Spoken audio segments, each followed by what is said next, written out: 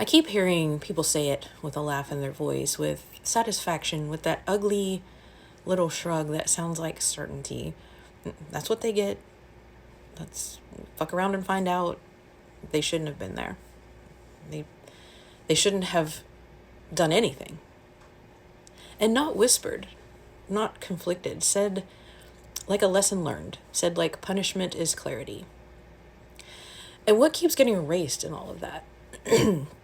He was helping someone. People are helping other people, other humans. So I need to ask this plainly before we go any further. At what point do we stop getting involved at all? At what point does witnessing harm become interference? At what point do we decide that stepping in, speaking up, or pushing back is the real offense? Because history doesn't usually announce itself as evil. It arrives quietly as policy, as someone saying, this isn't our place. In early 1930s in Germany, under an authoritarian government, the machinery of violence didn't run on ideology alone. It ran on ordinary people, clerks, drivers, guards, men who were told this was an assignment, a duty, a task. And in more than one documented moment, they were given a choice. They were told they could step back, they could step away, that they didn't have to do it. They weren't threatened with death if they refused. Some walked away, most didn't. And not because they were sadists, not because they were eager, but because when a moral line suddenly appears in front of you, so many people don't leap over it, right? They freeze, they wait for instruction, they look to authority. They tell themselves that if this were truly wrong, someone else would stop it. And that hesitation, that pause, that silence, that's where history actually turns. And later we ask, why didn't more people push back? Why didn't someone stop it earlier?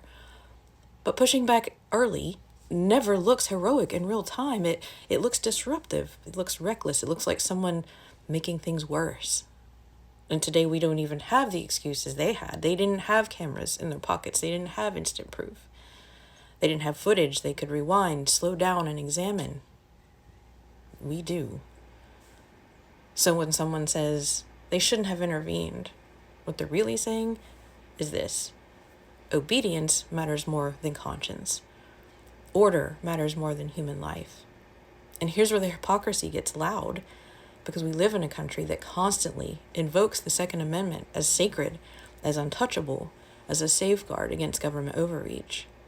Its original purpose, by its own defenders' words, was resistance to tyranny. And yet when resistance isn't theoretical, when it looks like witnessing, intervening, refusing to comply, or saying no, suddenly the message becomes, don't get involved, trust the system, let the authorities handle it.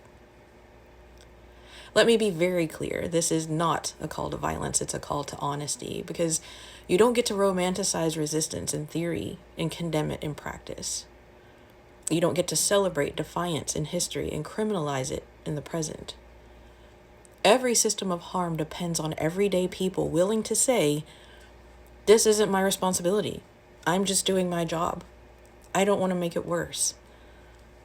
But silence doesn't stop violence. It just makes room for it. So let me ask this plainly. At what point does hesitation become participation? At what point does obedience stop being caution and start being complicity? At what point do we admit that doing nothing is still a choice? Because neutrality has never protected the vulnerable, it has only protected power. And history is ruthless about this part. It remembers who followed instructions, and it never forgets the damage they did. It also remembers who refused, even when refusal came at a cost. So don't tell me what people shouldn't have done. Tell me what you would do when the harm is visible, the choice is real, and the cost of silence is a human life.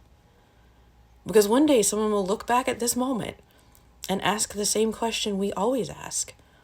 Why didn't more people do something? And the answer will already be written in what we choose to excuse right now.